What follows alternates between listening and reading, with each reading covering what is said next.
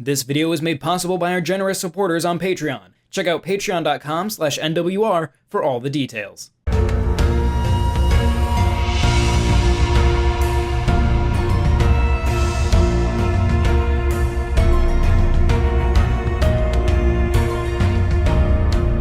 When Virgil Games, the original developers of the Darksiders series, shut down after the bankruptcy of their parent company, their staff split into a few different directions.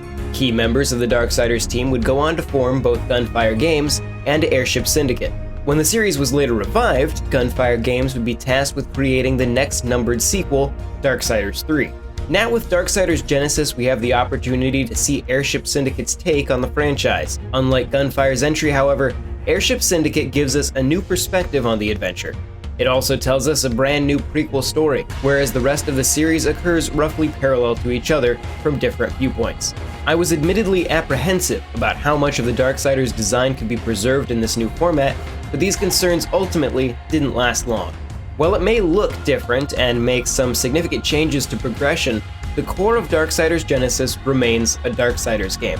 That means over-the-top characters, hack-and-slash combat, and some Zelda-inspired puzzles and item unlocks, all set against a background of questionable theological accuracy. As previously mentioned, Genesis is set before the events of the primary Darksiders games, in which War, the original game's protagonist, brings forth the apocalypse ahead of schedule. We follow War and the fourth, previously unexplored horseman, Strife. Together, they are charged with unraveling a plot by Lucifer to shift the balance of power between heaven and hell. I'll admit I was a tad disappointed that I couldn't choose from all four horsemen, but War and Strife counterbalance each other so well that it's worth it to limit the cast. War retains his gruff and unwavering resolve, while Strife is snarky and quick-witted. Knock knock. You're supposed to say, who's there? Why would I give away my location? I would simply smash through the door and face my assailant. You're hopeless. Their interactions are often hilarious and hang a lantern on how the tone of the series has shifted since the first game. Progression is built around a linear set of chapters that unlock one after another. Each chapter is bookended by a visit to the Void, where you'll be able to talk to various characters, access a Horde-style arena mode, and purchase upgrades for your characters. The levels themselves are sprawling and usually allow for multiple paths to the final goal. Each one is also littered with side objectives that may grant new abilities or even factor into the ultimate end of the level. One issue that comes with the open levels is an absolutely horrible map. You get a vague blinking portion of the map that represents where you are, but the given segment is often half the map. Additionally, the icons that indicate the item locations across the level are just too small, especially in handheld mode. Occasionally, levels will contain new key items. While these of course factor into progression in future levels, they also allow you to access new areas in previously completed levels where additional objectives can be accessed.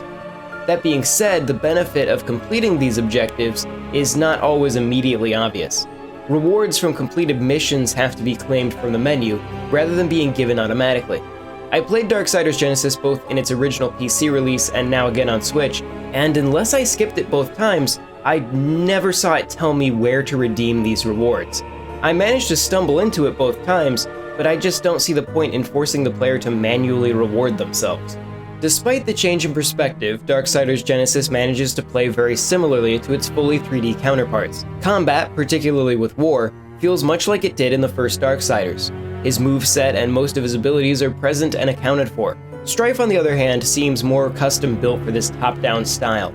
While he still has access to hack-and-slash style combat, he also has his dual pistols that cause him to play a bit like a twin-stick shooter, with the right stick controlling his firing direction.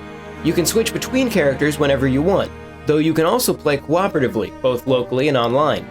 Neither single or multiplayer feel objectively better than the other.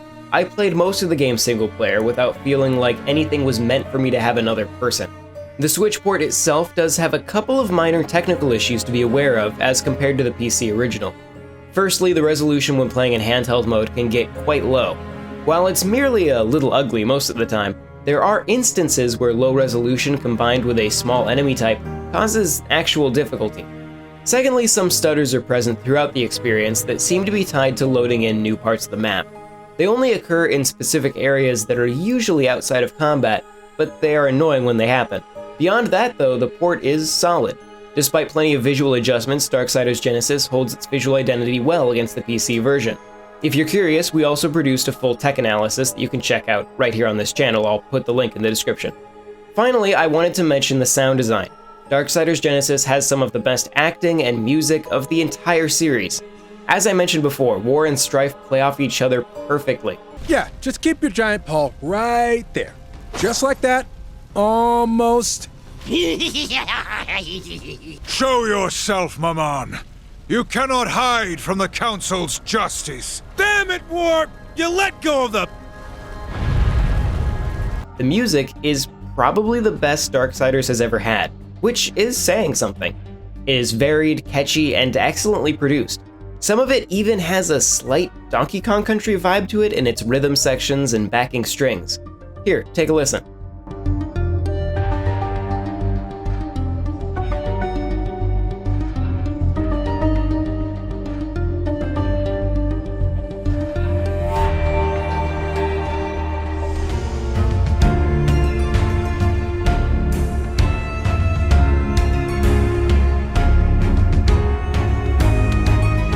Darksiders Genesis takes most of what you love about the Darksiders games and gives them a fresh spin.